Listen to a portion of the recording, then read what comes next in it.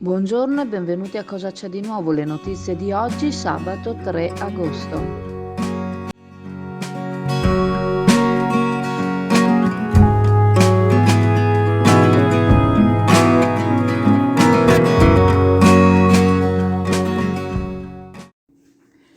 Il sindaco Armelao giudica una grande opportunità per tutti i territori coinvolti l'istituzione del distretto turistico Chioggia Delta del Po Cisica. Si tratta di un'occasione unica per rilanciare l'area. La collaborazione con le aree del Tizie viene risaldata mentre si inizia un nuovo percorso con la Cisica.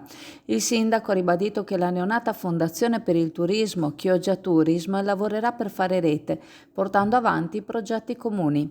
Ma in cosa consiste il distretto del turismo? Non certamente in sola e mera promozione del territorio.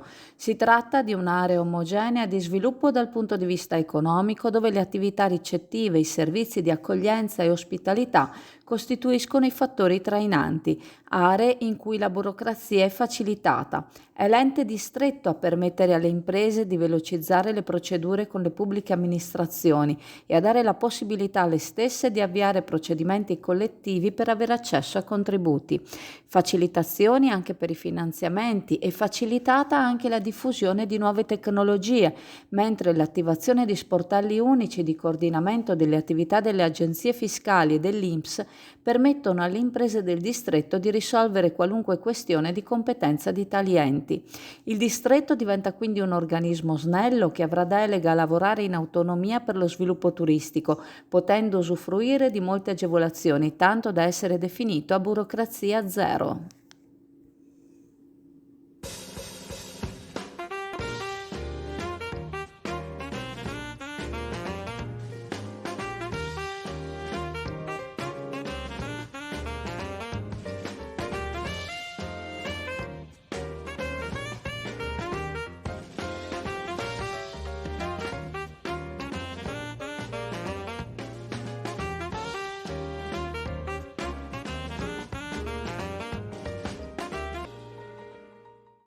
È stato aggiudicato l'appalto per la manutenzione straordinaria dell'area in cui si trova la fermata del bus di Campo Marconi a Chioggia.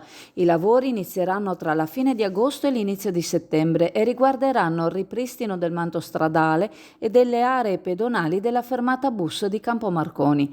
A causa del traffico intenso, l'arteria stradale che dal Ponte Cavanis porta a via Cavour, in particolare la fermata di Campo Marconi, presenta avvallamenti e numerose buche, aggravate dal passaggio di mezzi pesanti come gli stessi autobus, causando disagi ai residenti soprattutto durante la notte.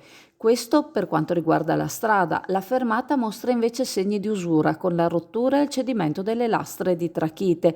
Il progetto è stato elaborato dai tecnici del servizio manutenzione del comune, anche grazie a rilievi aerei effettuati con il drone, ha reso noto l'assessore ai lavori pubblici Mancin. L'intervento prevede la risagomatura dell'area pedonale della fermata mediante demolizione delle lastre di trachite e la posa di una nuova pavimentazione lastricata, oltre al ripristino profondo del manto stradale dal Ponte Cavanis a via Cavour per garantire maggior sicurezza a veicoli, ciclisti e pedoni. Costo del progetto quasi 74.000 euro. AF Energia ci trovate in Viale Mediterraneo 135 a Sottomarina, dal lunedì al venerdì 8.30, 12.30, 14.30, 18.30. Offriamo il servizio luce, gas, prezzo fisso, prezzo variabile, telefonia, fibra o ADSL per famiglie, imprese e condomini. Qui da noi potete effettuare anche il pagamento delle vostre bollette a una commissione ridotta di 1,30 euro. Si è tenuta la terza disinfestazione H-Bianca per quest'anno, probabilmente non l'ultima, nell'area delle case popolari, un intervento molto profondo contro le innumerevoli specie di infestanti che i residenti lamentano, a partire dai vermi che vivono sugli alberi e che trasportati dal vento giungono alle case, dove finiscono con ricoprire le mura esterne, impedendo ai residenti stessi di stendere la biancheria ma anche di aprire le finestre. L'erba alta diventa un ricettacolo anche per altri tipi di fauna non gradita, zecche in primis, ma anche zanzare e tigre che possono diventare vettori per malattie quali la West Nile e la Dengue.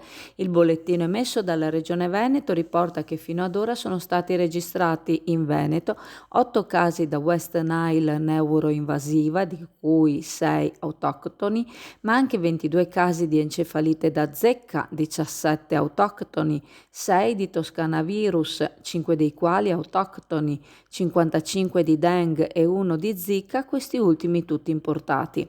La disinfestazione a Cabianca è stata profonda, ma molte specie di cui i residenti lamentano la presenza sono esemplari di fauna di campagna. Per alcuni bisognerebbe però attenzionare il numero di individui come nutrie e talpe, in quanto scavano i corridoi delle loro tane anche negli argini dei fiumi, rendendoli più deboli e danneggiando anche le coltivazioni.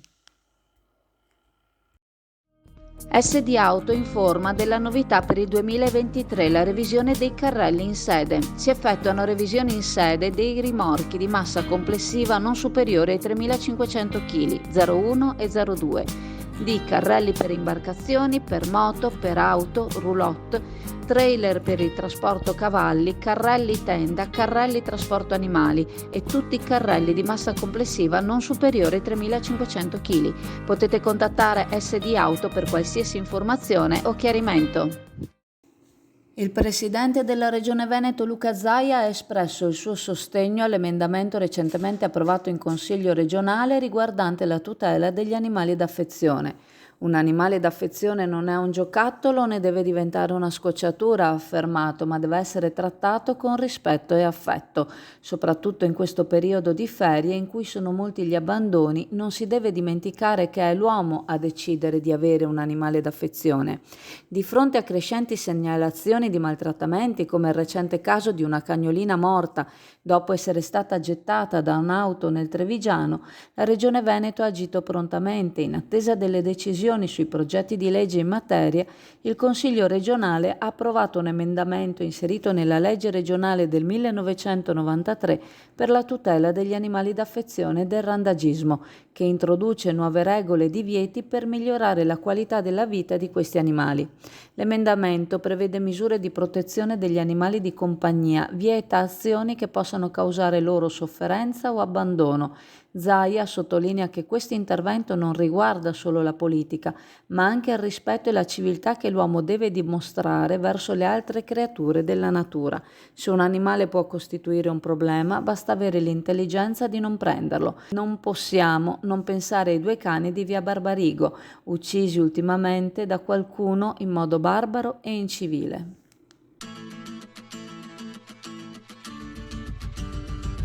Aragoste, astici, granseole, granchi porri e tanto altro trovi alla CAM, per il gran gourmet, per il ristorante e per la cucina casalinga.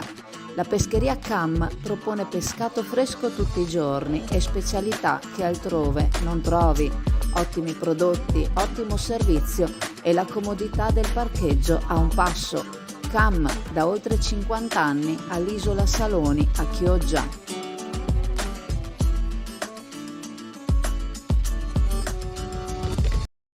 Ricordandovi che la farmacia di turno oggi, sabato 3 agosto, è la farmacia San Giovanni a Borgo San Giovanni. Vi saluto e vi ringrazio. Se volete ci vediamo in negozio alla cartoleria Pegaso a Borgo San Giovanni, dove continuiamo a prendere i testi scolastici per tutte le scuole.